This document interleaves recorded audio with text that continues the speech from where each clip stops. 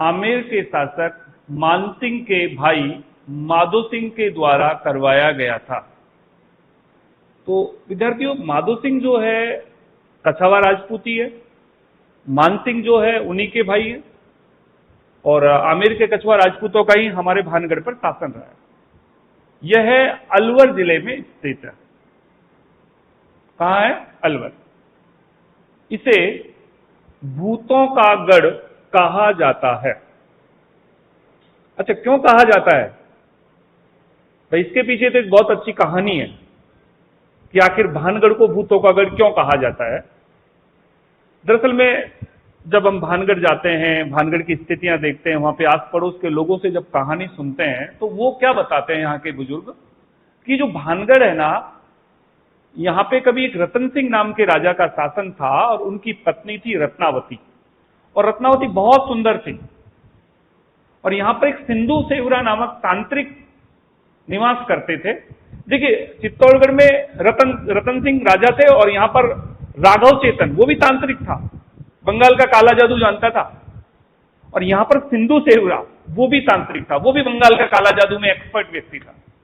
जो काला जादू आता है ना, जिसमें लिखा होता है वशीकरण, ये ग्रह कलेश, प्यार में धोखा, बेरोजगारी, ये सब दूर करें, मिले मिले मिले फला बृहस्पतिवार, फला फला जगह, ऐसा बहुत सारे ऐड देखे होंगे आपने सार्वजनिक स्थानों पर। तो ये सिंधु सेवरा दरअसल में बंगाल का काला जादू का एक्सपर्ट व्यक्ति था। तो होता क्या है कि उसने क्या हुआ कि एक दिन रानी जो रत्नावती है चूड़ियों के बाजार में जाती है। भानगढ़ का चूड़ियों का बाजार बहुत शानदार है, बहुत अच्छा बाजारीकरण है। यहां तक कि अपन ये कह सकते हैं कि अगर जयपुर का नक्शा सवाई जयसिंह लेकर आए हैं तो भानगढ़ से लेकर आए हैं। पेरिस से जयपुर का नक्शा नहीं आया है। राजस्थान का पेरिस आप कह दें जयपुर, ठीक बात है। पिंक सिटी आप कह दें जयपुर, ठीक बात है। लेकिन ना तो जयपुर पिंक है और ना ही पेरिस से है। जयपुर पिंक नहीं है, जयपुर गेरवे के रंग से पुतवाया है। बात करेंगे इसके बारे में। खैर, कुछ बातें ऐसी हैं जो होनी क्या चाहिए और बताई क्या जाती हैं, और एग्जाम में पर सवाल वही आएगा। जयपुर पिंक ही बोलोगे आप, जयपुर को राजस्थान का पेरिस ही कहेंगे आप, भारत का पेरिस कहेंगे। तो होता क्या है कि जैसे ही रानी रत्नावती वहां पर जाती है चूड़ियों के बाजार में, क्योंकि रानी है तो ऐसा तो है नहीं कि अकेली जाएगी, दासियों के साथ जाएगी। पूरा का पूरा प्रोटोकॉल होता है भाई राजा रानियों का। बहुत सारे नौकर चाकर दास दासी वो जाते थे। और जैसे रानी गुजर रही तो ऐसा थोड़ी कि आप डायरेक्ट रानी को देख सकते हैं, नजरें मिला सकते हैं, नहीं। जैसे ही रानी गुजर रही है ना तो आपके सिर है ना इस प्रकार झुके होते हैं। रानी हो राजा हो, आप आंखों से आंखें नहीं मिला सकते। वो दौर इसी प्रकार का था। मतलब स्पेशल है रानी राजा जो भी है अपने आप में। तो रानी साहिबा वहां पे जाती है, और रानी साहिबा जैसे ही वहां पे गई, उन्होंने अपने सौंदर्य प्रसाधन खरीदे, सामान जो भी है, टीकी, काजल, बिंदी, लिपस्टिक, फेयर एंड लवली वगैरह, खुशबू वाला तेल, जो भी कुछ खरीदा उन्होंने खरीद लिया। और उन्होंने वो खरीद कर अपनी टोकरी में रख दिया और दासी को बोल दिया चल। लेकिन सिंधु सेवरा ने क्या किया कि उस टोकरी में जो तेल था जिसको रानी अपने केसों पर लगाएगी आगे चलकर, उसको वशीकरण कर दिया, अभिमंत्रित कर दिया कि जैसे ही रानी इस तेल को अपने केसों पर लगाएगी तो रानी खिंची चली आएगी। ये वशीकरण में होता भी है, अगर कोई एक्सपर्ट है तो। उसको वशीकरण कर दिया।